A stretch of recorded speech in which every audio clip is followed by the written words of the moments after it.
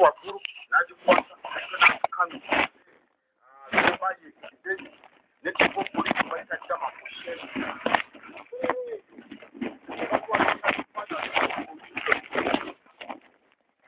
akaseera akaayituukawo alenga yatambuza ebintu ng'abibamye nga bagala atambule bagituma Somali Democratic Republic naye nga takkirizaawo mawanga g'abazungu kusima bintu ne beegatta mu Arab League mu 1976 omwaka gwe gumu kale Saidi Barre n'afuuka chairman owa African Union mu 1974 chairman wa African Union. Ne bagamba are you sure ono ate wafuuka chairman wa African Union aspreading enjiri y'abazungu tetulina kukimawo wano wadde kyabugagga kyonna atambulira mu nkola zandibadde z'Abahaile Selassie kuba Haile Selassie bamuleeta walimu omusaayi gw'abali okublockinga Nkwame Nkrumah the deadly Nkwame Nkrumah. Kati Barre ne bagamba ono tulina okumukyankalanya ne badisbanding ekibiina kye ne bateekawo ekibiina ekiyitibwa Somali Revolutionary Socialist Party funded by the Americans. Ne batandika okunoonya engeri gye bajjawo engeri gye bafuna ku uranium engeri gye bafuna ku zaabu engeri gye batandika osima amafuta ago kubanga by that time government ezaaliko nga zisima nga tezibaguza naye nga amafuta tebanatandika ne uranium nga tebamutegeera kati mu 1977 ne batandikawo olutalo lwa Ogaden War kubanga olutalo olwo Barre yali ali mu kusaba wabeewo national unity n'abo abantu abali Ogaden mu bitundu bya Ethiopia bajje babagatte ku Pan Somalia ne bajje tuyita Great Somalia. Mu mbeera eyo abantu baali bakyagala naye muganda wange abazungu ne bakozesa advantage ne banoonya abantu abamu abaali tebagala aba Ogaden bajje ne batandika bafandinga n'ebyokulwanisa ne bawamba ekibuga ng'ekya Jijiga ne wabawo pressure mu bitundu bya Dawa enguudo za train zonna ne baziba bubi era Saidi Barre n'abuzanya akubye enguudo za train n'azigula nga yekka tebalina ennyonyi z'amagye ennyonyi nga zivuddewa. Kati we bakola siege ya Harara abasovieti abarasha KGB n'ekimanya yakimanya nti abasajja bayingidde eno ne balyoka bayingiza embeera eyaliwo awo abacuba emitwalo 2 Cuban forces ne bayingira mu lutalo lwandibaddeawo naye ne bachuzinga ku side ya Ethiopia. Kati mu 1978 amagye ga Somalia ne bagagoba mu Ogaden Russia netandika okumuwa prospect government ojja gitambuza booti Somalia gireke ngayo abacuba abakubye kati kabatraining forces zo awo America we yatandikira ne bakwata abavubuka abato ne babajjamu ne badda mu biri ebitundu bye baali bawambye nga babiwadde Kenya ne batandika okuwa abavubuka abo ssente mu myaka gya 1976 1980 Oktoba ne batandika obawanga ssente bajje bakube gavumenti ya Saidi Barre bagidisbanding. Kati batwalanga abaana bato nga babayita wansi wa Somali Patriotic Movement. Does it sound familiar nga gye twalina wano Uganda Patriotic Movement yaba Museveni? Zonna prospects z'abasajja bwe batya babitandika yeye mabega gomanye zitobanyi mabega eyo gye biva ne batandika okubaleeta nga we bajja ne bakuba abantu ne bajja ne battanga abantu ne bakola gye tuyitadde Ishaka genocide nga balina weapons abazungu n'obutwa obw'ettabu. Kati Ishaka genocide yaliwo kuva 1982 paka 1989. Eno Somalia katugikolera ddala era mu mbeera eyo abantu bano abajjanga ne batta gavumenti ya Saidi Barre n'emanya nti baana bano bateekebwamu bazungu kujja kukyankalanya n'esitula ennyonyi. Era mukodomi wa Saidi Barre yali yawasa muwala we General Muhammad Saidi Hesi Morgan yasitula ennyonyi n'abakuba bonna n'ababombardinga kubanga yamanya bali ku programu z'abazungu kujja kulumba eno. Abazungu baategeera nti embeera bwekyo ne bali kurutinga abantu abamu okuva mu Eritrea ne balikurutingira n'abalala Abasomalia abamu abaali basigazza enganda ababalina enganda kw'obwo obwana obuto era nabaddamu ne batandika batrainingira mu Dadaab. Kati wali refugee camp esinga obunene mu nsi yonna mu ggwanga erya Kenya Dadaab ne baba training nga ne bagenda nga bateralizinga bakola kikati ne bagamba nti abo be bayekera kati abaana bwe batandika okukuba bagenda okutandika okukula abavubuka ne balabanga eggwanga lyabwe bali eyonoonedde abaana bwe balabanga eggwanga lyabwe bali eyonoonedde ne bagamba wayi katwetaaga okukola ate gavumenti yaffe ennuŋŋamu kuba tukuze abaana abo ne bakula ne batandika olwanirira national interests zaabwe nga tebakyafuna komandi okuva eri gavumenti ez'abazungu mu abo mwe mwali bawoolodi be tumanya ab'enjawulo era mu abo abaana mwe muli omwana wa General Amin gwe yazaala Somalia oyo gavumenti ya Uganda agamba tojja beerayo eyo kuba yali mu byamagye ennyo tebamwagalawo wano eyo yewaali basajja nga bafara IDD era ne babala ne ba assassinatinga omukulu oyo Saidi Bale gavumenti ye kati ababaana ba Muhammad Farah IDD ba Ali Mahandi Muhammad Amini ne batandika okulwanira interests zaabwe bazungu bagenda olaba abaana era bataddemu ssente bakuze kuba ekigambo Al-Shabaab kitegeeza abavubuka bakuze balwanira interests zaabwe kati kwe kutandika oteekayo ba proxy abalala bakleminga ekifo kyabwe so kwe kuteekayo akabondo ke bandise aka Al-Shabaab kuba be baali bataddeyo nga babawadde specific training bafuuka bawolodi ate ne batandika okuba America bubi nnyo hoko zaabwe nga baziwanula kati kwe kubateerayo abalala ne babateerayo bali kulupingibwa ne bafuna trainings ezimu nga batrainingira mu mawanga g'amagye abazungu ge bafuga olumala ne babateekayo kubalwanirira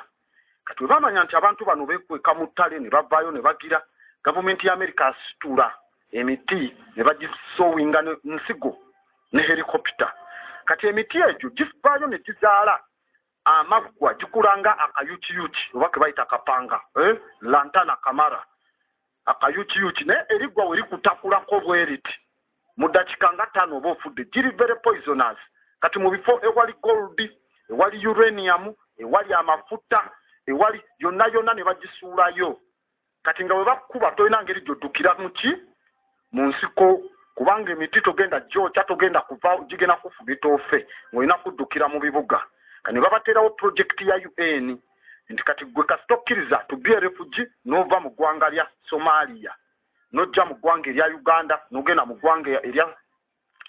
erya Kenya tuba tukuwaaki ssente kasita oweza emyaka 15 nga bakuwa $8 kivola tosobola kupangisa n'Abasomaali wano nju mu Kampala bakeera kuzanya mupiira ate Abasomaali tebakola abakyala baabwe tebakola balinga abakyotala baagala piraawo na nnyama bakeera kuzanya mupiira na kulya mayirungi ennyumba ze bapangisa za bukadde kati nga kyokoma okugenda abroad n'ova mu Somalia bakusasula UN ne America ne Bungereza ne bateekawo project ey'okudepopulatinga Somalia ng'abantu basuppressinze economy gye bandidukidde mu ttale basimbyeyo emiti balina kujja mu bibuga bwe bajja mu bibuga bataddeyo abayekera baabwe aba Al-Shabaab bwe bakuba kati ne bakutamya ensi kati ng'ojja eno kubanga Abasomaali bali baganye okukwatagana n'abaki n'abo bonna abazungu kyova olaba Abasomaali banguwa mangu era bo tebabeera mu refugee camp era bafuna mangu visa balinga Abakongo bafuna mangu visa ogenda wa America so that nti we banaabeereyo babeere programmed kuba babaleeta ne Uganda ina lifestyle ng'ey'Abamerika tebafaayo bakola kiri olaba n'amagye gakwatagana bonna babbibi noera bwezityo kati babeera wano ne baba programminga obutaba hostile kuba Uganda eyaniriza oba oli wansi ki oba oli wawa naye mu mawanga amalala bakubuza ova wansi ki obonaabonerayo kati wano babayigiriza okumanyira nti omuntu ne wajja oba muzungu oba mu China oba ki tolina muteekako ki buzibu mwena existinga naye mu ggwanga ne basooka babaleeta mu Uganda for programming e Kampala ne balaba omuntu bwatu bwayeeyisa after scholarship mu America kati babasomesa politics oli obwaba capitalist oluvannyuma singa gavumenti zino zivaawo bajja kuba be ba-installingako nga bakozesa amagye ng'age Uganda wansi wa Uganda Battle Group oba the proxy code name eya AMISOM nti kubanga ffe tu installingayo gavumenti ffe tulina obakuuma ffe tulina obateerawo system nga bwena okuba kati bali be bamaze oprogramminga mu USA baagala bajje batuuze mu gavumenti kati bakwase n'abantu ba Somalia abaliwo mindset ey'okudiiringa mu nkola ey'ekizungu so that the Europeans basobola okujja okubba ebyamaguzi fulire nga bwe babisima mu Uganda nga bwe babisima e Kenya nga bwe kyobola bano balina obuzibu ne Kalamoja kyobola ba we disarmed them kuba Kalamoja tebakkiriza bagaana kati babakoledde enguudo ente lwaki mukola enguudo ente zaabwe tezeetaaga kuyita ku nguudo zaaki kubanga bwe babbayo zaabu waliyo naye era uranium kati abasajja bano ne bagamba okay we shall use your forces nga bali eno Somali bafuna homage waka ate neeri ne mubenga mukola security n'okuteekayo otraining amagye gaabwe mu discipline ey'amagye ge Uganda agatambula ku discipline y'amagye ga America n'abantu ba bulijjo bayige neeyise eyo bwetyo so that ba programming no indoctrinating abasomali okubajjako rhetoric eyo yogamba ffe tokukwata ku byamaguzi byaffe era ye system eriyo kati bw'otuuka abaana abamagye mukimanyi bw'ogende Somalia tulinayo abaana osangayo bamumbere osangayo buchola osangayo batumuhayise osangayo ba atwire osangayo gye bali bonna abaana ba Uganda kubanga amagye ga Uganda udagendayo abakyala abasomalia balinga bakola FGM female genital mutilation butundu bwa wansi nga babisibaka akabuzi oba bajjayo abeera royo kubaawe abakazi ba UPDF batuuka babagamba nedda system enakukyuka ne bweti era tebakyabikola abakadde be babikola kati batandise okwadoptinga lifestyle eyawano nekitakomaawo abasirikale baffe bazadde era wali abaana kati abo bazadde bebajja ofuuka bafuuke nga bebafuga Somalia so Somalia ejja kuba erina abantu abaliyo abazaaliddwayo nga baleetebwayo for a mission kyovola b'emmeeri ziri eri ku mazzi ez'Abamerika bw'ozigendako waliyo emmeeri nga 5 badrilinga amafuta agali mu coast saawo neno helicopter gye zijja ne ziyita ne drone ne bayisaayo grader they are taking and stealing everything in Somalia kati wewulira entalo esiriyo I think ndowooza nkuwaddeko glimpse etambula mu maaso kati oba owulira Somalia omanyi bazze ne bajja ne bakuba mu ggwanga erya Uganda ne batukuba ku World Cup aba Al-Shabaab kati katugende tukube Al-Shabaab eyo ne kituwa upper hand under a false attack nti tugenze kuba Al-Shabaab bwe tuba twali tugenze kuba Al-Shabaab nga Abasomalia be batukubye lwaki intelligence ya Uganda teyakwata bana Uganda beyasiba ngambo be ba terrorist ate Al-Shabaab yetukubye ba terrorist kati ate okuteba na Uganda ate we baba bakuba in suicide bombing but nga bakoze jihad betulisizako bom ekigeze yetulisizako bom naye yafa ne bano baba kwato kulimba abanansi nti sente z'omusolo zikola ki zikola kati those are processes za government was running kati fene tugenze kuba bali bajja ne bakube waffe ne baleeta jihad 2010 batukubye ku World Cup eno nga we bakwatira ba informa ba government be bakwata ne mulowooza babakutte batera kyokka ate nga bagambye ate tugenze kuba ba Al-Shabaab abazze ne batukuba ate lwaki bakwata bana Uganda so it is a system of intellectual masturbation obwongo bw'abantu batyo babuliza wansi under the guise of terrorism to establishing ayeri magye gaffe gye gali oba bagamba mu Uganda mujja kufuna emirembe abali radical they come ne babeera programmed we bali dai Somalia bajja bate bakyalooza mu ndowooza zaabwe ziri enkadde kuba abamu bajja baba bazaalidde eno ng'obwongo bwabwe tebukya operatinga ku byafaayo bya nsi yaabwe that is what kyengezaako okutegeeza n'okusomesa kinga mukute ku mimwa ne ku ttale ne ku matama aya wetuyingira munda mu ggwanga erya Somalia kati katugjeyo amawulire ebyafaayo tumaze obitegeera wino abasajja abatujjwa abayitibwa Al-Shabaab nagambye Al-Shabaab kitegeeza abavubuka kati toyinza kundeetera abakulembera Al-Shabaab nga bali mu myaka 5-6 kati ababa bakyali babavubuka tebaba bavubuka baba bakadde so these are proxy forces kyovola aba bayinza okugamba Al-Shabaab yakubye amagye ga amisomu nemufiramu bana Uganda 2 naye bo bagamba nti twakubye amagye ne gagamba twakubye Al-Shabaab ne tutankaaga njagala obagambe mutulage ebifaananyi bya enkaaga eza Al-Shabaab bye mwasse kuba mmwe babakuba mutulage ebifaananyi n'amagye gaffe nga babatikka babaleeta mu kofini ate mwe bemugamba bemukubye b'emirambo gyabwe giriwa tebajja kulagayo noogu in fact Buzake yali agenze Somalia omugambe wali olabyeko ku mulambo gwa Al-Shabaab n'omu bwe bakuba babagamba retreat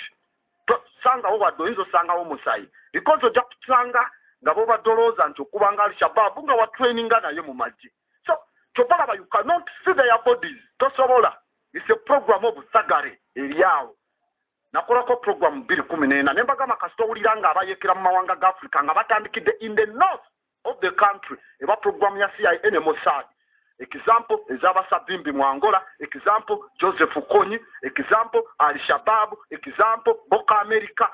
All of them, they are proxies. Sibatuufu.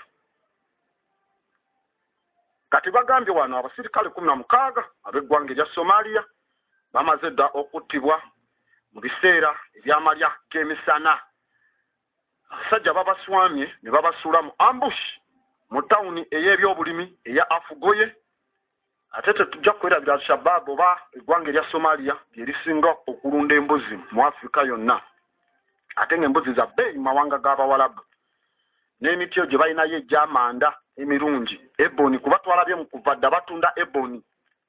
Miti egyo gisalibwamu embaawo ennungi eza eboni ziringa ez'amahogani. Enduli emu bw'eti ennene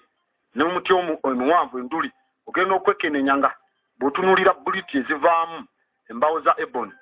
Buli lubaawo basobola oluguza $2. $2 emitwalo nga 74.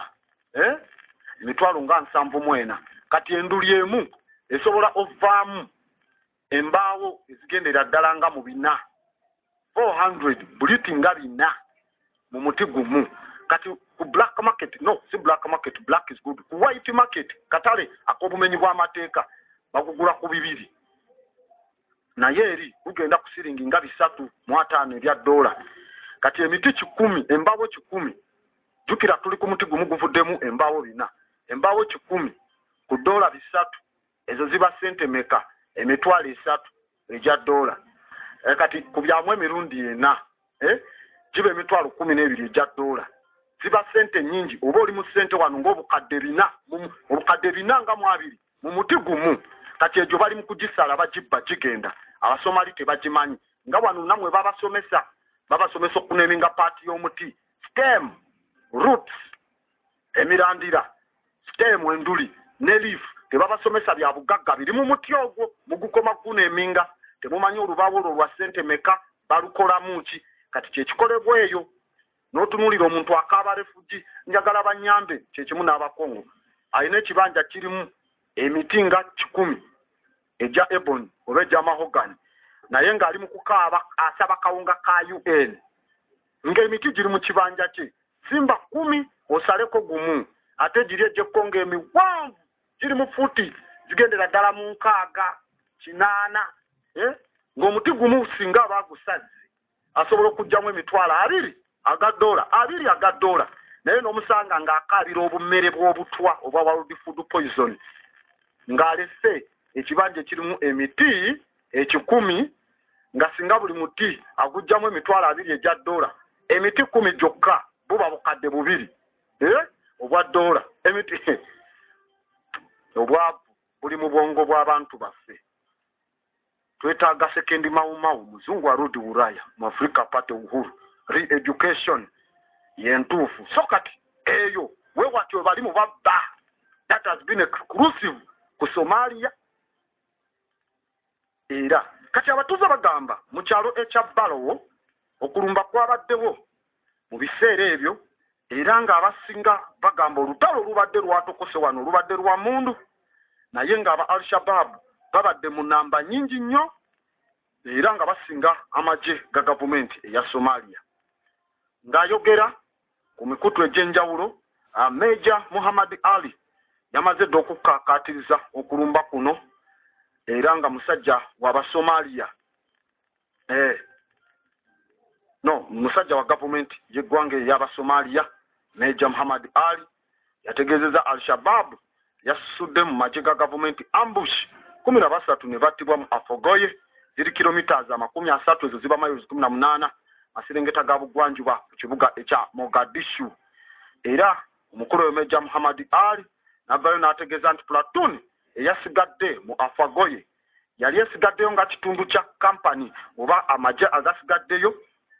okubanga gekkaneenya era ng'emabega kaawo galumbako aba Al-Shabaab mu bifo ebyenjawulo ku lunaku olwajjo olwokusatu mbu ne batta aba Al-Shabaab 4. enkugambye tolirabako mirambo gyabwe wadde ebifaananyi kati amagye bwe gasigaddemu mbu nga gasebana ne gasigala nga geewaana abasajja bano ne bagamba okay katubaswame nga mutandise okukola patrol. Abu Musaba ayogerera Al-Shabaab yavuddeyo n'ategeeza nga bayita ku radio. Al-Shabaab ena ne radio ya propaganda mu ggwanga erya Somalia ne weebuuza ani abaguza equipment license bamala gagifuna we batyo mangu kyenagamba n'osanga baterrorist moves ewatali na forex bureau ne buli lwo bwe bagamba bwe babasuuziza osangawo ddoola. Al-Shabaab ddoola eba ezijjawa twandibalabye na ssente za nsi yaabwe oba nakina yewe bagamba twasanze emitwalo 50 egya ddoola obukadde 3 bo bazijja ate baba na zino empya latest kati awo kyekikulaga who arms them ani abawa ne ssente. Kati je omukulu Abu Musaba n'avaayo ku radio yaabwe kubakolera propaganda n'ategeeza nti basse abasirikale 24. Ekyewuunyibwa radio transmittinga waba ali mu kutransmittinga lwaki temukikuba lwaki mumanyise propaganda radio lwaki yo tekubibwa? Mbu Abamerika bategeeza amagye gaffe nti kwe tumonitalingira ne tumanya bye baliko kira kyo batulina owuliriza radio yaabwe tuwuliriza propaganda waabwe bu ne twa-identifyinga n'amaloboozi gaabwe ne tumanya gundi akyali mulamu ne gundi akyali mufu ne ate ne mubawa radio kuba spreadingira propaganda ndowooza okiraba. Kati ne batwala abaana baffe ne bagenda ne bafiira eyo mu kifo kusigala wano bazaale tufune population y'abantu bavaayo eyo nga ate kati abaana bayiga akakodyo. Omanyi kasooke maleyo nkutegeeze Al-Shabaab ekoze ng'okulumba era mu 2017 mu mwezi guno gw'Oktoba ekisinga okwewuunyisa enkola z'abasajja bano balumba ne bakuba mu lunaku lwe lumu. Bw'oba osoma enkuba z'abaterrorist mu katabo ke tuyita Unmasking the Enemy baterrorist baddamu ne bakuba ku lunaku lwe bakuba oba wayisewo emyaka emeka oba ddi baddamu. How stupid ebyafaayo ng'omanye ebyafaayo ebyo amagye gaba gatya amasiru obutamanya nti bakuba nga 14 ne 15 bazze nga bakuba buzaako mu 29.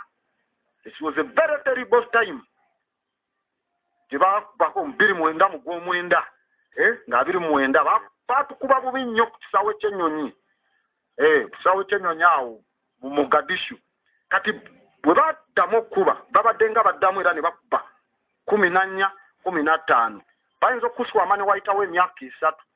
Kati gwe oba omanyeze ennaku ze bakuba mulina okunyweza ebyokwerinda kwammwe mulina oba ne drone mu bbanga kuba baazituwa mulina okuba naye lwakuba mutambulira wansi wa guard gye bayita AMISOM abazungu we babagamba drone egenze kati mugiremu muti bamarine abali eri ku nnyanja wansi w'ejjerya mu African Union run by UN kuba it's a very very bogus association ena kyeyambye baddugavu n'omulundi gwonna. Kati mwandibadde amagye nga gakimanyi nti olwo lunaku lwe balumba okuba ne mubanga muzitegeera ennaku naye amagye ne mugaleka ne gabeera na galaale nga tulaba mu 2017 bakuba abantu 600 ne babattirawo mu Mogadishu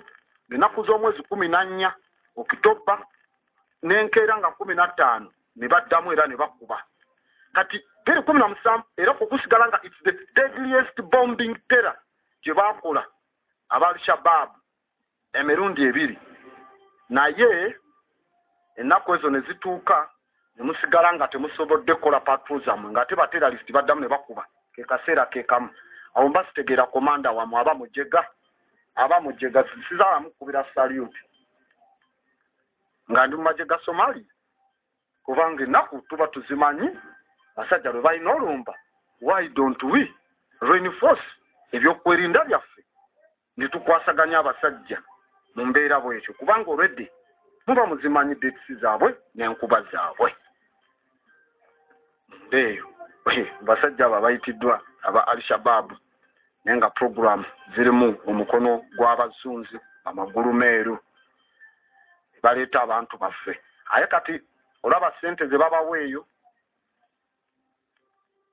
waliwo abazikutulako abasirikale baffe oba baliyo oba bamawanga ki naye kyetumanyi omwana omuto gy'amanyi enkuba gyetonya. Sente zaabwe bazikutulako ebitundu 6 no bitundu 7 babawaako 3 ebitundu 7 kabonganje yatwala kabonganje abaana bagulirira n'obateeka ku lisiti ey'okugenda e Somalia kubanga wagenda ojja kukomawo n'obukadde nga 8 bukadde 9 ate kati amagye galina construction company agafa aga UPDF basirikale bonna abazimbye ku nnyumba ennungi ennyo nga basirikale baranka za wansi oba nga tebalina babasinga bagenzeko e Somalia bw'okomawo sente zagamba bukadde 87 by force UPDF ekutoolerako negende wamwe ne bakuzimbira enju kuba balina kampuni ezizimba construction company ya UPDF musirikale n'aba n'enjuye ezisigadde ne bagamba zizo zikozese mu bibi ebirala kati olaba abafiira bo baba baagala ogenda e Somalia nnyo ate wofuna permanent damage oba permanent disability bakubye omukono gukutuse kuba n'okukuba essasi ofuuka mulema bakuwa obukadde 2 kuba bofunye permanent disability ati bangamba abaana ba kintu bwe mbangamba abaana ba kintu oba baana bannambi n'ekintu abo bantegeeza abaganda bangamba ogira wali eri nga gatandisa otokota n'olyekuba kabina ogamba omwana gwengira kasita otakwasa gumba olutuuka wali waga balimukubye permanent damage ne bamuwerawo obukadde bwe 2 n'alya nenga yeegeze obeera bwetya baana bazanya embeera za njawulo so kati nsaasira abeekalakaasa namwe kamba warning mwe mwesiimye eno temulina nnyo outposts za military ennene naye okusinziira omuntu bamugamba kati Uganda Battle Group oba Yugabaga 29 oba 32 namugamba ojja kuba tweyeddako kati we bamuteeka ku list namugamba gwe oddako kweyo group de Somalia jukira bagulirira ne bakola ki bafande nagamba nze zisooka ojja kuntemerako bweziti abamu abagbe bagamba nti balina sirimu ne bakyusa omusaayi n'ateekayo results za mulala bakusanga olina hemorrhoids wansi boyina okubikula kabina eri omusawo bwe togenda batwala bombo ne basooka bazisala ne woowona togenda wewatyo kyovula abamagye bakipinga babaliisa emmere ngeri mu cabbage okwewala ofuna nga hemorrhoids ezo tension okuspeedinga digestion n'olubuto gonda kati mu mbeera bwetyo abo be baba basuubiriza nti mwe mugenda ogenda lutu eddako mwe mugenda ng'erinnya lyo lyafulumye ku lisiti omanyirawo kasita ŋŋenda nkomawo nina obukadde 8 nina obukadde ng'ovalamu omusaala gwe mufuna tosobola kubufuna na kuzimba mangu ku byetaago bye weetaaga kati olaba n'ogamba kati baazirinyisiza nyinza n'okudda n'obukadde 10 kati oyo aba alinda omwaka ogwo gutuuke agende e Somalia kati wewabawo okwekalakaasa mu kibuga Kampala oba mu kibuga kyonna ewalala abo abali ku lisiti y'okugenda be babasindikira kati oyo tasobola bakkiriza mwekalakaase muggyeko gavumenti oba mugicyankalanye nga ye tanagenda Somalia funa miliyoni ze 8 oba 10 abajja bakuba emiggo muterere mu layini in order so that next year agende afune center de kati wobalaba nga dduka ajja kuba emiggo emingi kuba balaba olinya mu program ey'okubasuuza akasente all round information ne grant about the West Zulu alali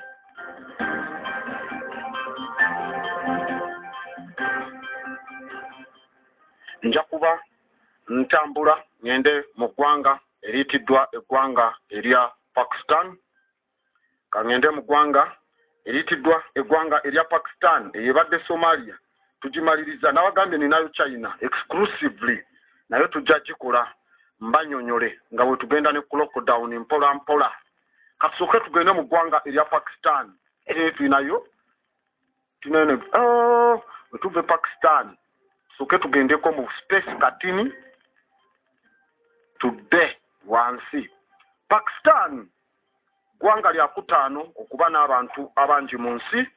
lirina abantu abali mu bukadde 10,012 n'emitwalo 2 era it is this lyerina enamba ey'okubiri ey'abasiraamu mu nsi okuba n'abantu abangi nga basiraamu, the second largest Muslim population. Kyokka nga ggwanga si ddene wadde erikwata kifo kya 3 mu bunene mu nsi, yenkana square kilometers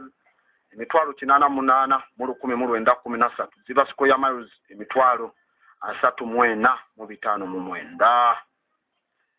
Bwe twekenneenya eggwanga lino lirina olubalama ne Arabian Sea era nga ne Gulf of Oman mu maserengeta, balina ensalosalo n'eggwanga erya India mu buvanjuba, Afghanistan mu bugwanjuba, Iran mu maserengeta ga bugwanjuba, China mu mambuka ga buva njuba. Tuli munda mu ggwanga eriyitiddwa erya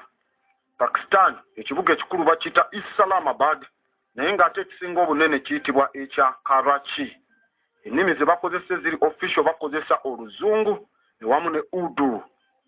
era ng'ennimi endala ezoogerwayo Punjabu ayogerwayo 38 ku 100, Pashto ayogerwayo Pashto, Shindi ne Balochi ayogererwe mu Balochistan. Mu bitundu bino mulimu ennimi endala era eziwerako Burushiwaki, Hiriana, Karasha, Bati, Kuchiti, Buruku, ezo zonna n'ennimi mu ggwanga eryo. President ayitibwa Arif Alvi, Prime Minister ayitibwa Imran Khan, era nga chairman wa Senate ye Sadiq Sanjarani, Speaker of the National Assembly ayitibwa Asad Quaisha. Mu ggwanga eriyitiddwa erya Pakistan. Twandifunye ku byapa bya Pakistan eno naye aboti obudde buyinza otukwata, naye nga twandibadde tulaba bitundu Pakistan twagisomako. Nasomesa kwano gye bayita Para Dynasty ne Raya Dynasty yaliwo mwaka gwa 489 doza ne 632. Naye nga ne Pakistan okubanga yakubiri n'okuba n'enamba y'abasiraamu mu nsi, kubanga nayo obusiraamu balumbayo bulumbi ne bawamba, era nga ayitibwa Muhammad bin Qasim Konkara yasobola okulumbayo mwaka gwa 711 okutaakayo embeera eyandibadde ey'okusaasaanya obuyisiraamu mu bitundu ebyo, era abantu abawakananga baabayisanga bubi, era abasajja bayitibwa abasufi, abasaasaanya b'obuyisiraamu mu basufi oba gye tuyita basufi missionaries, baakola omulimu gw'amaanyi nnyo okutuuka paka mwaka ng'ogwa 2019. So tulaba embeera eyo waliwo enjawukana mu nzikiriza ezaalimu, kuba mwalimu ba Buddhists nga mulimu n'abatambulira mu Hindu system. Kati stage ezo zatandika okuleetawo empire nga za buyisiraamu nga zeetooloola bonna. Mu mwaka ogwa 975 paka 1087 CE ejakati abayitibwa Bagazanavide, ne bateekawo kingdom ya Golid ne Delhi Sultanate mwaka gwa 1206 paka 1526 nga Islam is compulsory. Osobola okugenda n'osaba Buddawo naye nga Islam eri compulsory. Kati baatuukanga bababuulira mpola paka bwe bava ku Buddhism ab'omu Pakistan, abalala ne basenguka ne badda mu bitundu bya India ne bakwasaganya kuba bonna baalinga abantu beewamu. Kati bayita Mughal Empire ey'omwaka gwa 1526 paka 1857 yatandikiriza ddala okunyweza embeera eyo n'okutandika okubasomesa ensoma ez'Abapersia, culture eya waggulu, ne batandika culture, it was Indo-Persian culture, ne bagireeta mu bitundu nga Rohare, ebitundu nga Tata,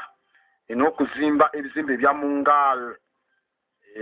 zimasigiti zetulaba nga Badishahihi, omuzigiti ogwo gwa Rohare gwazimbibwa dda Muslim emperors abo bwe batyo nga basaasanya Islam mu mbeera eno. Waliwo gye bayita the English Education Act eyawandiikibwa mwaka gwa 1835, yaleeta kitwandiise Indian Civil Service mu bitundu ebya Pakistan, era ne bateekawo zimadalasa nga zezifuuse oba dalasa nga zezifuuse institution ez'okusoma okwa higher learning musoma iziramu naye nga musoma n'oluzungu era n'okusoma enkola enfuga ey'abazungu. Olwo colonial empire ezze Sikh empire weri gye bayitanga Indian oba East Indian Company nebeera ng'etwala ebitundu ebyo. Pakistan bagezaako okukola obuyekera okulwana mu 1857 okulwana okuba kuyita Sepoy Mutiny nga mulimu basinzira eri bava mu Bengal kulwana baali bakubba abasajja abo aba English Empire ewamu ne maje ga Queen Victoria naye bawunzikanga abasajja abo bakubiddwa ne balemebwa kuba bali mu maje ga Bungereza nga batrainingiddwa bwe bamala ofuna ebyokulwanyisa ne bagamba basi katika tukuba omuzungu agende ne bakola mutiny ne beekutula mu maje gye bayita the Sepoy Mutiny ya 1857 nga bali mu kuwakanya n'eri Education Act ya 1835 bo bagala kusoma nsoma yaabwe ya Buyisiraamu. Awo kati Bungereza bwe yalaba ng'asajja bano tejja bakwasaganya n'eteekawo enjawukana n'etandika ejja neewagira Abahinduism abatambula ku Hinduism abalinga Abayindi n'abalala ng'ebawa ebyokulwanisa okuba bali abatambulira ku Isiraamu era ne kireeta kye tuyitadde religious violence mu British India olwo bagigasse ne Pakistan tebagiricognizinga. Ekibiina ekiyitibwa Muslim Intellectual Movement ne kiteekebwawo mukulu ayitibwa Sayyid Ahmed Khan nga bakitaddewo nga kisoma ate kyo kusomera nsoma ya kizungu kubanga ekitiibwa slave I remain Bungereza ibe ekikuwadde kati ng'ate bali mu kkuba era Abahindu abalala ate abatambulira ku nsonga eyo ey'Obuyisiraamu. Divide and rule netandika okukola kyo bolaba entalo zaabwe muganda wange nyingi nnyo nandikututte n'omanya ku musajja nga Muhammad Ali Jihani founder wa Pakistan emabega eyo ne Muslim League naye tetujja kutuukayo kuba obudde bujja kuba nga butukwata ate ninawo n'obubaka buno kansuke nzijewo obubaka buno tukomewo nga tuyingira munda mu ggwanga eriyitiddwa erya Pakistan. Konka shinyo omuzeyi kansobirwe omuntu kwali kurwaraho gake oburabaranga ekyokunywa eki bagambe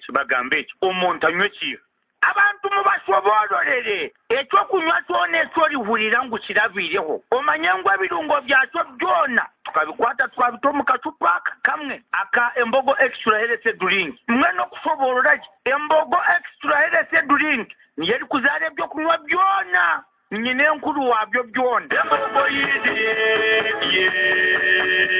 mulete tuginywe tugimaneho tuterere ago n'amazima n'aba UNBS kuba kyondoleze ekyokunyweta embogo extra healthy drink basanga kino omugaso ahamagara g'omuntu isitamba arusali abakinywireho batandikire kuhereza obujuli isitamba ku rugo omugongo amagara go okushaka omunda kishohoza obuto omu mubiri era batiine waaka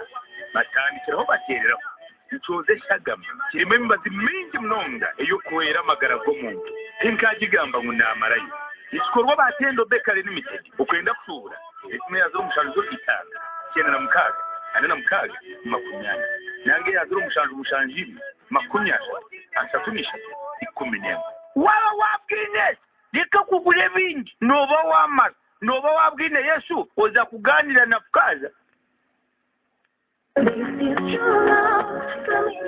ebyokutwalinja n'okutwetoroza n'okutubaliisa Olungereza hatubiweireho Abatuja and Friends Uganda Limited abarakusangwa fotopoto mu Kisenyi mu Lore Park hakyombeke Kiropolis akuletiro mugiso gotasobora kusanga handi wona obukuba no izaga sente kutandikira mitwali 10 kugarukira ha miliyoni 4 ezaho na hezero ha magoba mataito ebyabo birahuka omusimbo nokozesa kino oyina pikipiki oyina motoka ekibanja n'ebindi byona by'omuntu nosobora kubahikirira bakuhaka sente ako kakonyere mu Rwango kumanye birukiraho baterere aziro musanju 82 893 307 rundi 070 mukaga 303 ina M2 Abatuja and Friends Uganda Limited abo nibamara kimwe bunako abo kubentandikwa nabagikuha aho naho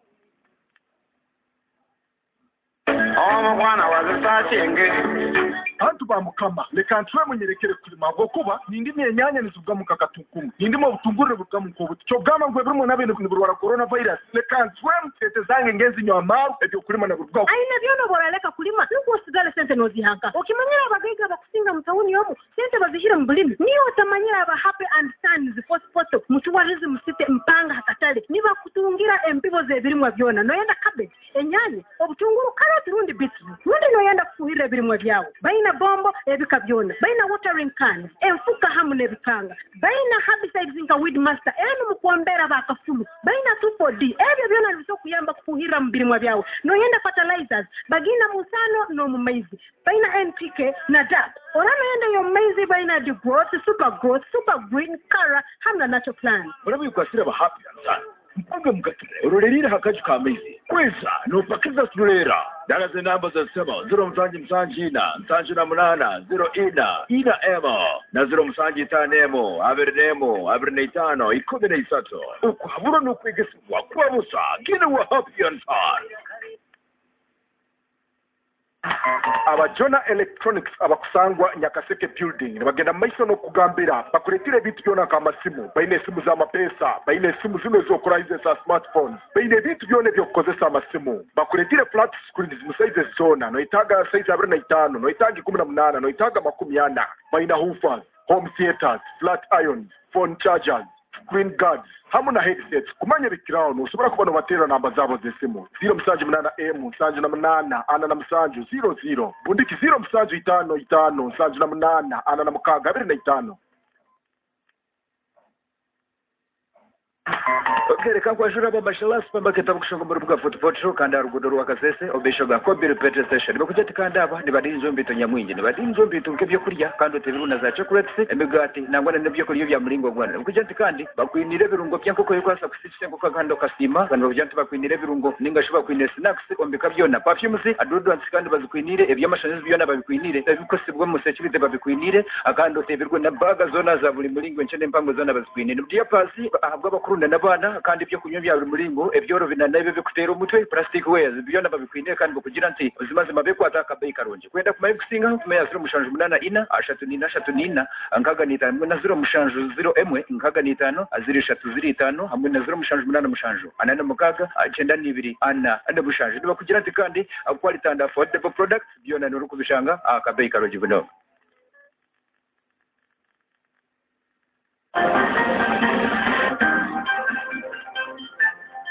katuyingire munda mu ggwanga lya Pakistan nga tuvudde mu bubaka obwo tusooke tubeere ng'ate tulaba ekigenda mu maaso eno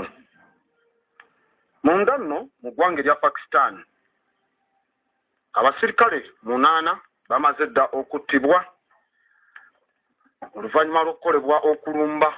mu bitundu eby'omu mambuka ga bugwanjuba ewaliyo tribes ezibangayo zenjawulo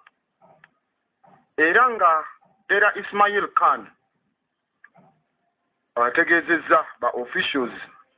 omuku abo abogerera amagye mu ggwanga erya Pakistan agambye abasirikale 8 bamaze dda okuttibwa mu kulumba okubadde okwenjawulo mambuka ga bugwanjuba kumpi n'ensalosalo n'eggwanga erya Afghanistan era abasirikale 6 be basoose okufa oluvannyuma lw'emmotoka okuba nga zakubiddwa bomu eziteekebwa emabbali w'enguudo mu kitundu ekya Shakotoy ebyo biri mu kifo ekya Maserengeta ga district eya Waziristan era nga wano omukulu Shakuta Ali amaze okuva nga atutegeeza n'ebitongole ebya intelligence Shaukati Ali n'ategeeza nti mubaddemu captain era nga yafudde mu kubaluka okwasoose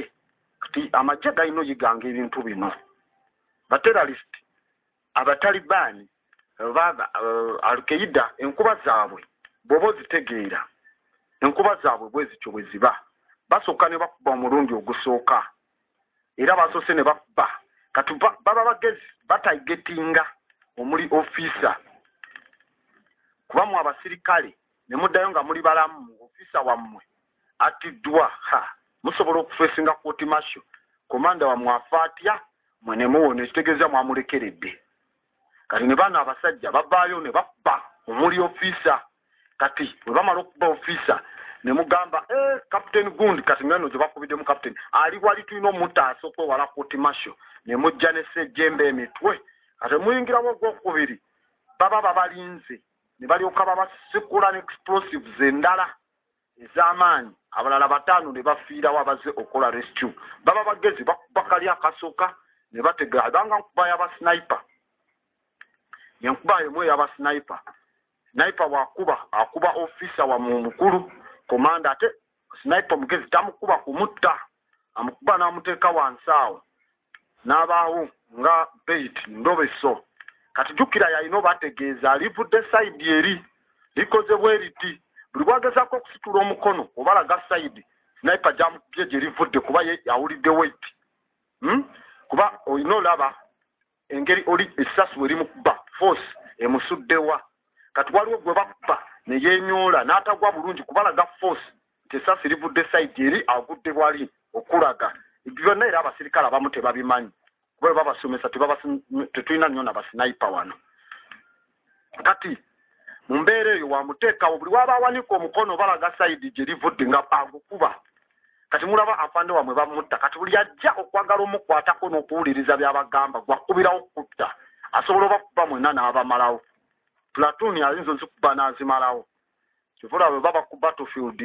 tekiba kirungi omusirikale omutendeke ng'olina ranka okujja ku lutalo nga oyambadde combat okuli amadaala ago oba sniper yaabala oyo high ranking official gwakuba nabagambako omuntu omu gwe nalaba ng'akomandinga okulumba mu biseera by'okutuwaka n'okwekalakasa ku katale ka Kisekaawo e Kampala lwe twasooka okulaba first son General Muhoozi ng'akomandinga yajja n'aba Black Mamba aba SFC mu mbeera eyo bwe yalumba twalabira ddala yali atudde ku mamba waggulu nga ne kuliko chepezer ranka ne ngamba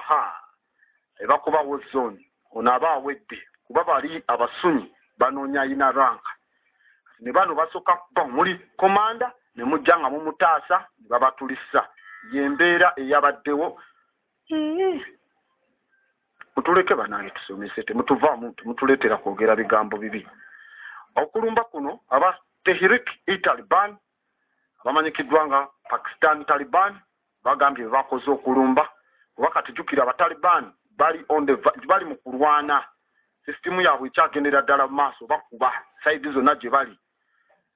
amagye ga Pakistan ne gategeeza omusirikale omulala ate yattiddwa n'abalala ne bafuna ensonjogo mu kulumbeera okwakoleddwa ku security outpost mu district eya Bajua era amagye ne gategeeza nti abatujju bakasuse direct nga bava ku side ya Afghanistan kitegeeza abataliban bakuba amagye g'eggwanga erya Pakistan wannavaayo avunaanyizibwa ku nsonga eno kugamba ffe twakubye mu kulumba kuno okulala okuvudde mu side ya Afghanistan wabula mu bitundu ebya Bajul ne Maserengeta ga Waziristan ebyo byonna biri mu mambuka ga bugwanjuba mu Keyiba Pakushtunkwa province era nga ezo nsalosalo Pakistan weerina era nga awo nsalosalo kuliko base z'abatujju abo paka omwaka oguwedde gavumenti yagamba ya Pakistan nti ekoze erikwekweto okugjamu abataliban n'abalwanyi abalala mu kifo ekyo naye bikulaga nti abasajja bano abataliban bazzeemu okulwana era nga tubalaba amawanga gye bali nga bali serious kyekikulaga nti ebigambo bya gavumenti bwamu biyinza obuteesigibwa kuvayo kubategeeza nti we neutralized them oba twabakuba ne tusobola okuba nga tubamalawo nga tutambula tukyagendera ddala mu maaso tujja kuba tugendako mu ggwanga erya United States of America tugendeko mu ggwanga erya United States of America tunaavaayo ndowooza tugendeko mu space ndyoke nkomewo nga tumala ne China oba tunagendako newalala ennyo katulabe kyetunaaba tusobodde ofuna oba kyetunaaba tusobodde okwasaganya mu budde obwo tuli mu United States of America ziri states 50 ezigatta eggwanga erya United States of America ne federal district not part of US but the eri federal district jibaita DC n'amatwale agefuga gali 5 self governing territories amalala awo ge batwala baddukanya Puerto Rico tulaba Guyamu yo Hawaii we gatyo gwanga lino liweza abantu obukadde 32 eggwanga erya United States of America iranga President ye Donald Trump, Mike Pence Prime Minister Vice President, Nancy Pelosi ye Speaker wa House, Chief Justice ye John Roberts. Bano bayina Congress ye fuga eba yekola amateeka yevaga amateeka gitwandisinga Parliament. Kati Congress erimu Upper House gitwita Senate, Lower House yeya House of Representatives. Bafuna independence okuva ku ggwanga lya Bungereza yalangirirwa nga 4 ogw'omusanvu 1776 mu 1781 nga 1 ogwokusatu bafuna Confederation basigning endagaano ya Treaty of Paris nga September 3 1787 Constitution yabo bagibaga ne bagiteekawo okuvanga 21 ogw'omukaaga 1788 ne bayisa Bill of Rights ery'eddembe ly'obwebange nga 25 ogw'omwenda 1789 bayisa amateeka mangi nnyo Jim Crow laws aganyigiriza abaddugavu ne bakola last amendment gyebasembayo okukola amendment mu constitution yaabwe nga 5 ogw'okutaano 1992. So state gye basembayo ku admittinga ku states zino basembayo gye admittinga nga 21 ogw'omunaana 1959 tuli mu United States of America asajja abakozesa ensimbi ezimanyikiddwa nga US dollar.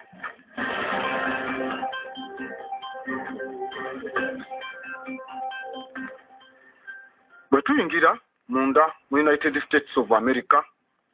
tuli mu kulaba ebifaananyi bya Pentagon wano. Pentagon yafese nene emaze okulaga ebika by'ennyonyi eziyitibwa zi Super Hornet nga zikola patrol mu Middle East naye nga bakola patrol mu bitundu ebya bugwanjuba ebya Asia, West Asia eyitibwa Middle East. Ennyonyi zino bazitaddeko obusobozi okuba nga zirina sensa eza infrared ezinoonyereza buli kimu ezisobola okulaba ne landmine mu ttaka ezitegeddwa zisobola okusoma munitions singa amagye gajja ne babagamba kubanga abasajja bano landmine zabakuba nnyo. There was an incident yaliwo mu Kabuki landmine zasobola okuba abasirikale ba America 42 bonna zibakutulako amagulu mu kakko kamu. Kati ate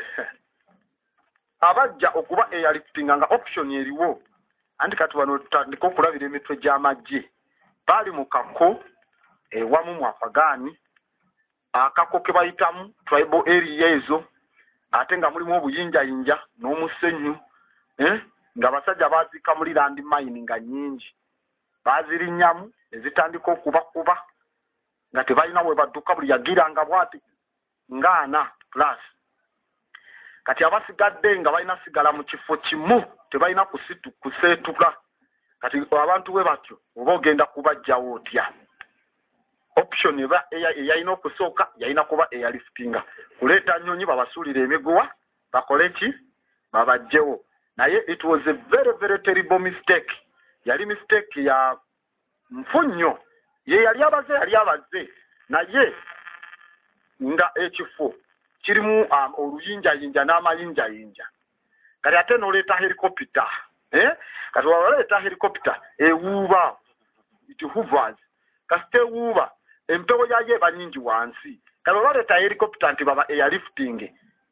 awo abalala abawerako 18 ne basokka babalukirawo zakubanga ne batya ne 18 ne babagatta kwana kubanga helicopter we yawuuba obuyinja n'amayinja agali wansi gayewuuba mangi ne gatandika zitegula ezimu ne zibakuba endala ezabali okumpi kati option nebeera nga tekula alina kubaleetera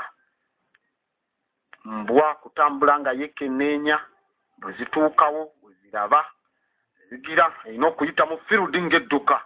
oba embwa bwedduka ku speed landmine egenda okuba yeeba yasaze nga yayise edda. Now that was the best option gye bandisoose okukola embwa kutegulula. Kati okuva olwo ne bagamba bajja kwetaaga ennyonyi ziba ne sensa magye gabwe gagenda oyitaaga ebigere muba musoose bagamba eno mine field temuzungirayo eno baba nzotega bube traps bomu ezo ze batega emabbali w'enguudo temuyitayo. Era bamaze ddoteekako kye tuyita advanced infrared targeting pods bali mu kuzinstallingako ku vision oba ku version empya ku nnyonyi zaabwe ze bayita bread and butter fighter aircraft eza navy n'ez'amagye ag'oku ground. Era nga bino tumaze okulaba babigezesa mu bitundu ebya Middle East ebifaananyi ebyakwatiddwa olunaku nga 13 omwezi guno 14 omwezi guno n'olwaleero 15 ebifaananyi byonna bimaze okujja ne bipostingibwa ku Pentagon. Balina service eyitibwa DVID, Defense Visual Information Distribution Service. Kati website ya Pentagon ya Defense Visual Information Distribution Service mulimu gwabwe batuula ng'ab'ebyokwerinda ne bafuna information ku ebyo bye balabye ku battlefield wansi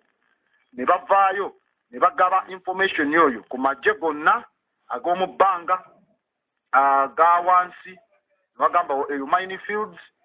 wali eri batezeeyo bomu bwe ziti kati babawa information yeyo oba bwetwandise nga intelligence ne baba feedinga in kati nga Chickacher's FA-18 zirabibwa nga ziri mu kukola kye tuyita infrared search and track systems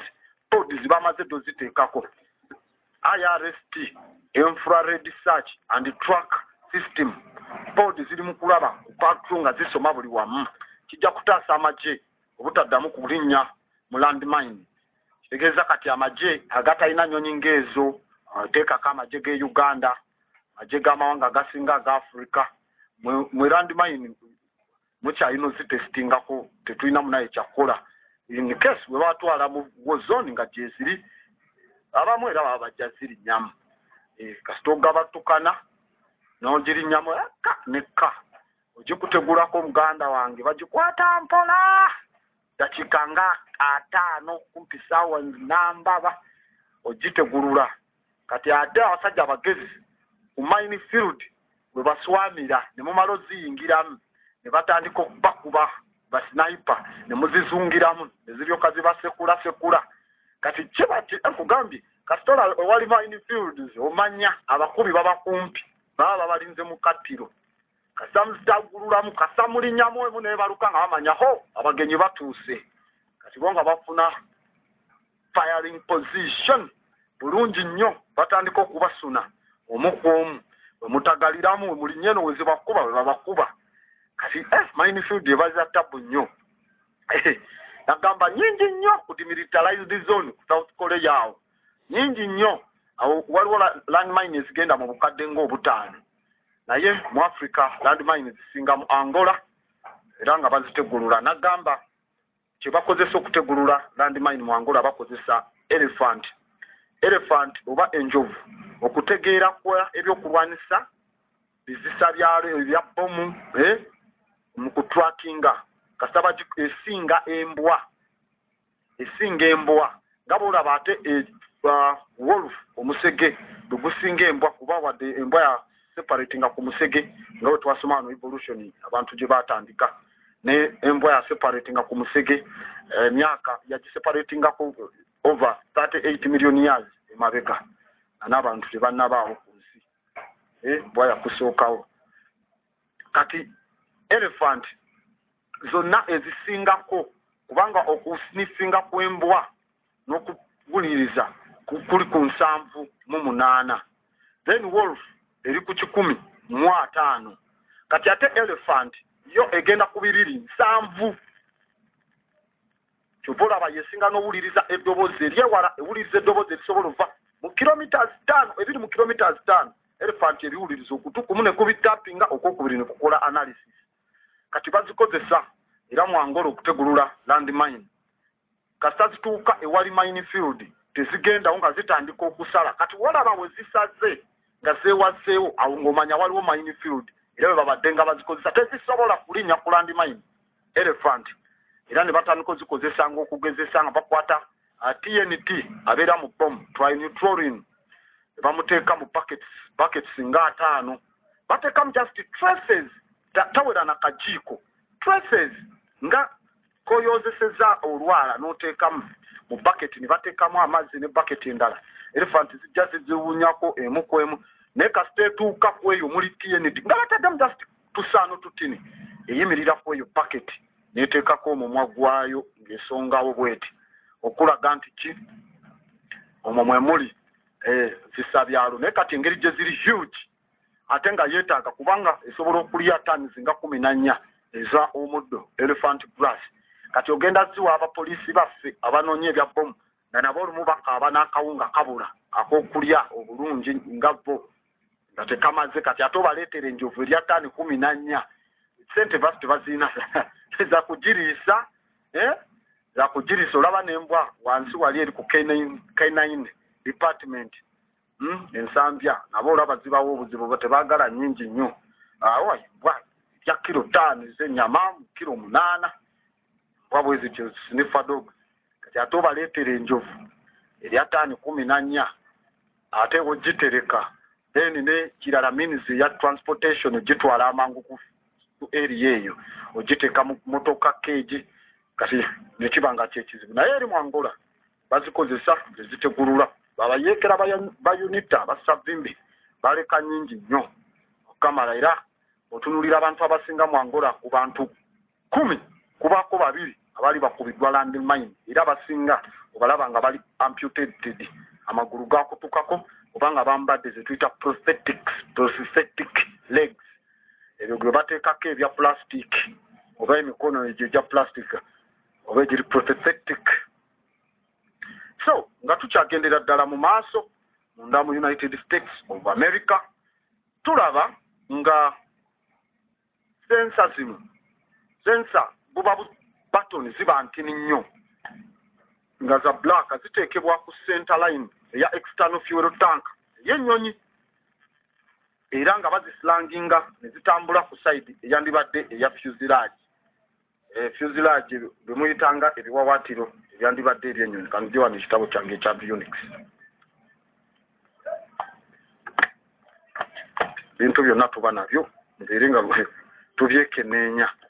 so kati bwe wekeneenya mukyandibadde nga mu maaso awo oba we tuba twekeneenya olulimi luno lwandibadde olw'ennyonyi about page ki yino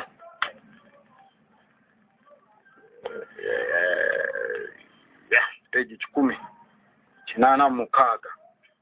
kati sense ezo engeri gye zikola tulina bwe tunuulira integrated system ez'ennyonyi weeba etambula eba ne indicator oba ebiraga wano kino kiri bwe kiti wano waliwe wati erina kye tuyita artificial horizon oba glyco horizon oba gye bayita glysom compass direction gyro magnetic compass vertical speed indicator eraga speed eri vertical oba rate of climb engeri gyerinnya waliwo ekiraga nti tukyuse oba wansi waliyo ekikko turn and banker indicator ebyo kati bagenda zitekako n'ezo indicator kati kubaako obugiraasi obusatu aka artificial horizon indicator nekubaako akalaga ekifaananyi kyayo nga yo n'ebyesomye that is the pictorial deviation indicator ne wabaawo bagikozesa nannyo nga balandika ne wabaawo master glysone indicator combininga glysone compass neeraga ennyonyi direction gy'erina otambula ng'ekozesa radio direction pointers ezisongayo era ekozesebwa okupinpointinga position y'ennyonyi gy'erimu tuli mu east degrees west kati ne wasigadde ebayita glyco horizons oba glyco horizons ezisoma kye tuyita flying level tubuukira ku bbanga bwe tuti ezisoma left bank level nezisoma diving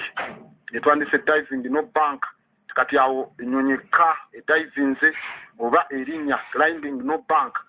ezo zonna indicator zibaawo n'okulaga ttaani entuufu ekoze ttaani bweti wano ewese bubi wano erina kuweta bweti etambule bwekyo so ezo system zonna ziba mu maaso awo mu cockpit byandibadde ebintu ebibeerawo mu nnyonyi eya speed indicator machimeter yebala speed ey'ennyonyi kuba speed z'ennyonyi tuzibalira mu match numbers era eyo mubamu gye bayita altimeter yebala obuwanvu okuva ku ttaka from the ground oba above sea level kati ennyonyi weba mu bitundu ebimu ng'esitudde obuzito bwe buti erina okuba nti eri ku altitude oba buwanvu bwe buti ng'edduka match number bweti kati weba bayita ku lusozi nga Rwenzura lwe muyitamu Rwenzooli kati ennyonyi eyo eba erina olinya olusozi kuba yo wadde eri mu bbanga olusozi luli wansi naye ku speed gye begenderako erina okuba nga ku ttaka eri waggulu okuva ku ttaka height oba altitude oba yafutti oba meters 5,000 kati bagambira mu nnyonyi tugenda kulinnya olusozi kubanga olwa wansi bwe luki influencinga ti ku speed gyeddukako ng'erina ne kago terina kuba kumpi na ttaka ku buwanvu bwe buti kati weyita mu kifo nga kya nsozi ng'ebadde evudde ku kyekikko eba erina okulinnya nayo emaintaininge obuwanvu obwo okuva ku ground kati zeze ensozi zetusanga mu bbanga mubamu turning back indicator eziraga oba ennyonyi flying egenda straight oba level yayo eri literally oba etaninga oba ekola ki magnetic compass eraga ennyonyi flying eraga ki etambulawa tugenda bitya oba bityo direction glyco in fact direction glyco was introducing mu 1929 the glycoscopic instrument yasajja nga Lieutenant James Dorito yasooka completing a flight oba yasooka kola blind flight nga talina direction glyco kati oba girita kubalaga mugenda wa era nekwata ne glycine compass ebyo ebintu ebimu ebiri munda attitude glyco artificial horizon glyco integrated instrument kati integrated instrument gye bakolera upgrades ne bongezaako ebirala kino kijja kwetaaga kigende bwe kiti ne kijja kwetaaga twongeremu kino mwe bateeka ze bayita vol oba very high frequency omino ranges twetaaga okutambula bwe tuti wano kino kisensinge wano kino kisome kino wansi kati ne zino system abasajja bwe bati ne basobodde okuleeta ne bagatta mu bitundu ebyo eby'ennyonyi kasita bamala ogiteekayo eyo mu integrated ategeeza baba balina n'okubakuredinga avionics bay kabanga kalaptop wansi eyo akateekebwamu akafuna komandi zonna kasindika komandi ne kaziteeka ku luyitibwa elevator elevator luba luwayawaya olukikuuma mu bbanga okubalansinga n'okukwata komandi lubanga boolaba bino abagenda mu saluuni bwe babawoleza omutwe mu sinka eyo kubaako olupayipu wansi oluyitamu amazzi ne gakka mu bbaafu kati n'olwo olupayipu oluliko enjola ne elevator bwetyo bwe beefaanana abasajja bano aba US Navy kika kya Super Hornet FA-118 amazo ziraga era abasajja ba Mighty Shrikes okuva mu Strike Fighter Squadron bamaze dda okujja era ne bakeneenye ebifaananyi nga bikwatibwa kubanga basooka okugezesa at first oba zinaasobola okukola omulimu guno nga 10 October bazibuusa nga baziyita ku Central Command area ya United States of America abagamba tujja kwetaaga zitwala mu Operation Inherent Resolve kati sensa enoonya ebbugumo hit signature mu kifo ky'okubouncinga amayengo ga ladda oba ku bintu byonna ebivaayo yo enoonya hit signature neebalamu nti munitions mundeze zirimu zisobola okubaluka so kitegeeza pod era erina obusobozi okuyita mu bintu byonna, it cuts through mu bintu byonna ebisobola okufawulinga tracking systems endala.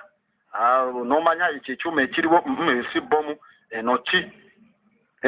kati ekusomesa neeraba stealth technology aliwo ekendeeza ku amount ya ladder waves oba amayengo agalada agasobola okubouncinga ku nyonyi gefuna okuzaayo ku ladder ngeripotinga nga bwefuna nga bweripotinga nga bwezaayo jama ebyeziraba nemanya ezo jama wansi era eyitamu electromagnetic interface zonna bweziyitamu kitegeeze begenda ku drowninga ladder z'omulabe, ladder z'oyo omulabe wazitasuka ye kati ayinza obutagifuna ku ladder nga ye kubanga erina electromagnetic interface nti ladder egikwata neba nga tegisoma nga yo egisindikira magnetism yo omulabe n'asoma kirala n'atamanya nti kika kya nnyonyi bwe kiti ekijja sajja ba United States of America kitegeeza esportinga oba eraba n'ennyonyi eziri wansi ezitalabika bulungi bu drone ng'obwo bu unmanned aerial vehicle MQ Reaper, those are called predatory. Then the predators ate zekweka ne zitalabika kati nayo ebate yo esobolo zisoma kati okusinziira ku bifaananyi ebyakwatiddwa ennyonyi zino zibadde commission nga ziwagira operation inherit resolve operation ya Pentagon oba erinnya lye bagiwa mu kuba mbu Islamic State mu Syria ne Iraq naye kati bali mu kwekenneenya engeri gye bali mu kujjayo amafuta kati awo asajja bano babasuubira bateganga zirandi mayini abantu ba bulijjo mu mbeera bwetyo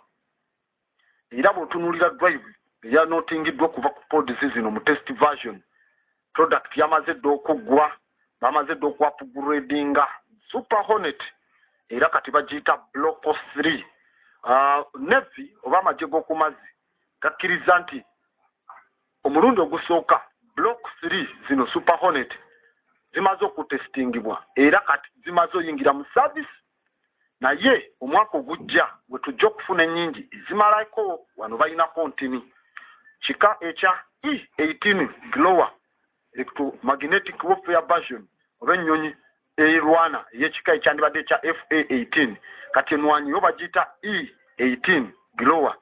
nazo bagenda kuba nga bazi upgradinga enwanyi ezo nazo babeere nga baziteekako system eno zibeere nga zituuka ku level eya Block 3 bwe tugamba EA18 Glower oba Glower Boeing yezikola that is an American carrier based electronic warfare aircraft etegeeza ezo ziva ku nnyonyi ku maato agazisitula they are carrier based electronic warfare aircraft bazikola nga zo zituula ku ki okusinga ku maato era zaali pressinga Northrop Grumman EA6B Prowers mu service kati olw'okuba nti zina electronic warfare zisobola ojjaminga zikozesa amasannyalaze n'obusobozi obwo okuziteeka ku kaliya kuba bagenda lumba ebifo bye batamanyi baba balina okwekenneenya zino zigende nga zijjaminga bazireeta mu service okukola mu 2009 nga 22 ogw'omwenda amagye ga Australia n'Amerika bokka be bazirina era bazimba 150 zokka buli emu ng'otaddeko ne flyaway cost buli emu yabukadde 68,200 ga $. Kati we bagizimba erina obusobozi okujja okutuula ku lyato kubanga eba erina akantu kesuula akakono bwe kasuula kagireetera okujja n'eroba bwejja n'eroba mu luwaya oluba ku mmeeri eyo oluwaya olwo olubaako kasita erobamu bweti bwe bba eba egenda kusala speed ebire nga tetomera nnyonyi ndala ebire nga egenda ku lyato bulungi nnyo so yenkola eyo lwaki bagikola engeri gyesobola ote n'okutambula amangu bagikozesa kyetwandiise wheel torture nepiira ne bagiddusa amangu nedduka ku mmeeri nti we bagisimbula lumu bwekyo egenda wano ebanga eyadduse edda ku lwaniwe kati yeetaga lwaniwe empanvu nti nti baba bagikoledde dda omulamwa oba olugendo lwayo nga baluddusizza wano emipiira bagiddusa bwe bagiddusa ku mmeeri nga gye baddusa yo tedduka naye nga engine bagistartinze baba bagikutte ng'emipiira gidduka kati yo ebanga eri ku runway paka ku speedi yayo ya take off ne balyoka bagitta they call it catapulating bagicatapulating nga twaziraba mu operation odyssey agiteekawo no flying zone mu ggwanga erya Libya tutujja kwerana bazireetera Gaddafi bubi nnyo operation odyssey kuba omukulu oyo ayitibwa Gaddafi era nkugambye weddayo era esobola okuba ng'esuula akagundi ako akakono ne kaloba muli eri nebeera nga it has been arrested bakuyita kuzi arrestinga mu nkola bwetyo glowa nga tugenda mu maaso Secretary General wa NATO Jens Stoltenberg azeemu era n'ategeeza mu bigambo bye ebyobuteerya mu ntama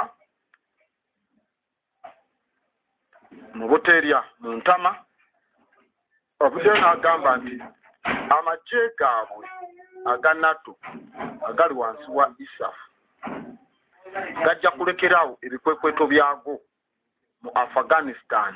singa embeera eri ku ground enaaba ebasobozesa embeera we naaba tebasobozesa ebikwekweto tebajja kubirekeraawo NATO eremeddeko negamba bamemba baayo kubanga yo ejja kusooka kwebuuza era esalewo ewamu birwe banaava mu Afghanistan kyokka nga tulaba President Donald Trump yalayidde nti Abamerika amagye alina okugajja yagaleeti by Christmas ewaka gonna kyofolaba okulwana kuno mubafunamu ng'amagye gali overseas oyinza okwewuunya n'ogamba ono we yagambye amagye agakomyawo okutuuka ku Christmas Abataliban bwe batandise okukuba ennyo kibaleetera ogamba engeri Abataliban gye bakuba tukyaliyo tubeereyo kati otandika okwewuunya n'otandika okwebuuza n'ogamba waliwo connivance Trump ono nojjukira okulonda mu Amerika kuliyo omwezi gujja nga 3 teweerabira agenda kuba ayingira mu nsiike y'akalulu yavaayo n'akola surprise announcement ng'agamba olutalo luno lukyasinze okuba obuwanvu era in fact it's the longest American war gyali erwanya emyaka 19 teruggwanga agamba amagye tulina okugakomyawo ewaka kati ebigambo bya Jens Stoltenberg Secretary General wa NATO kiringa ekigamba nti ye ate ayina standing position eya NATO ng'ewamu bajja kukomekereza nation yabwe mu Afghanistan nga embeera ziri ku ground zibasobozesezza Stoltenberg n'ategeeza eri olukiiko lw'abannamawulire mu mambuka ga Macedonia ggwanga erya North Macedonia ng'ayogera ne Prime Minister Zoran Zaev n'agamba nti tujja kusalawo oba twasalawo ogenda mu Afghanistan wamu era tujja kukola okusalawo engeri gye tusobola okwadijustingamu oba tukyabeerayo oba tuvaayo oba akadde katuufu era nga tujja kuvaayo wamu si kuba nti omu yekka yajja ovaayo NATO bwe yagenda mu Afghanistan yajja luvannyuma lwa Amerika ekikwekweto ekyo kye yakola ekyokulumba mu Birigumu okuggyako gavumenti z'Abataliban ng'emaze Amerika okwekubira ebizimbe byayo ebya World Trading Center neetwala ssente nnyingi mu insurance era famire ya Bush Marvin Bush yali akulembera intelligence ku bisaawe gye bagamba ba Muhammad Atta gye bajja obunyonyi oba gye ebisaawe bye babwambirako bwe bayingirako ennyonyi ne bayingira ne box cutters era Marvin Bush muganda wa George Bush ewamu ne Jeb Bush babiri abali bakwasaganya insurance policy y'ebyo ebizimbe babinsualinze $1,000 bafuna obuwumbi n'obuwumbi ng'era be bali in charge of security ku World Trading Center n'agamba yo Tower 7 abajo abaalimu baali basengukawo wiiki 2 emabega yo teyakubibwa saawa we zaaweranga 9 nayo nesinkinga negwamu that is called controlled demolition bateekayo thermite wansi yakutula kuba ziri kolomu za steel ziba nene nyonyi eri egonda bwetu kisobola tomera kolomu zino neziyitamu negira era tulaba the 911 commission George Bush bwe yali awo obujulizi yavayo n'agamba nti yali waka ng'atudde ng'ali ku TV mu White House nti nalaba ennyonyi ng'etomedde ekizimbe n'agamba we are under attack of which kyali kya bulimba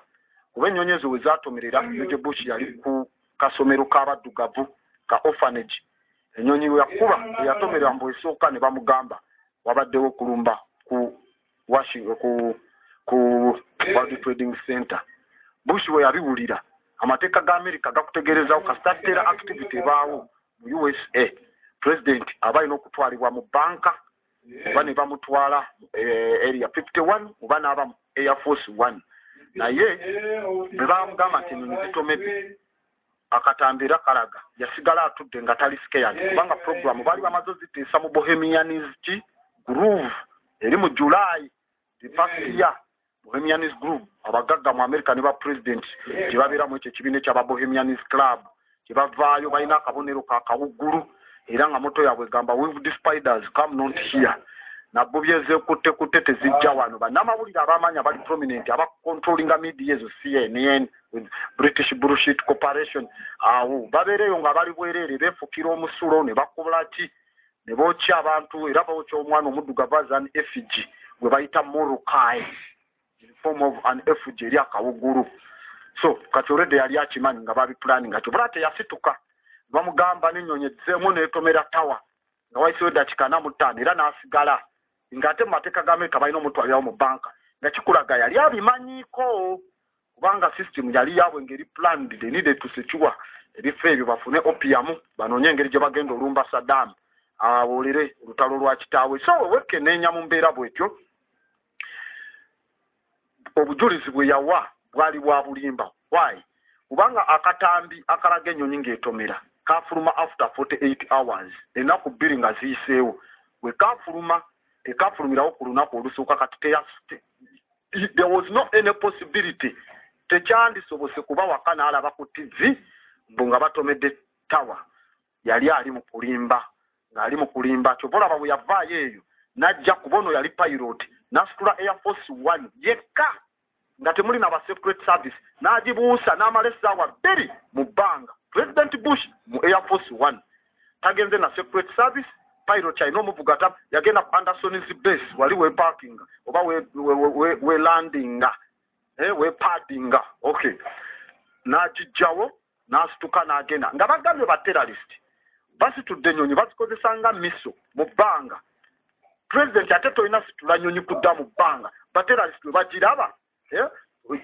codename Phoenix we balaba Phoenix oba Phoenix ng'eroizinze codename ya Air Force 1 ng'eri mu bbanga tebasobola kujja ne batomera ntomere so because it was an inside job gwali mulimo gwa munda 911 kodi ya police Sebutemba gwa mwenda nga 11 911 kodi ya police mu America it was an inside job era 911 commission yalaganga bya bulimba nzomu kuba subscribinga mu mukutu ogwitibwa the 911 truth oba the architects of the 911 truth ebyo byonna nti Pentagon erumbiddwa all state inspired shit kyovolaba abaali basoma amawulire bwewalaba ku NBS no NBC nolaba ku CNN nolaba engeri story gye baali bazisoma ne ku C-SPAN TV ye America mu White House ba journalist bonna balina ebigambo bye bimu. There has been an attack on American soil. The terrorists have used aeroplanes as missiles and have dragged them into the World Trading Center. There has also been information that there has been also another attack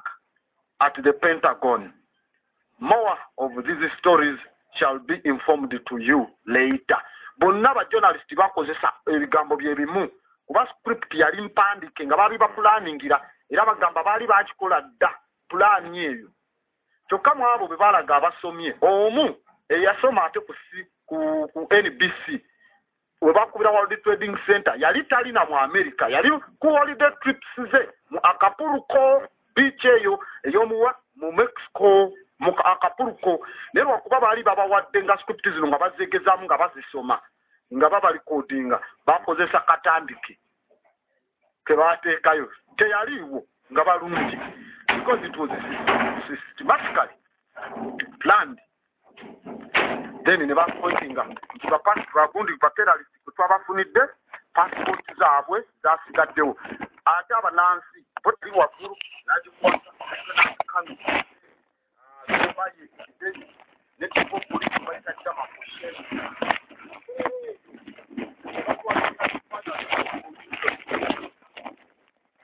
akaseera akaayituukawo abalenga yatambuza ebintu ng'abibamye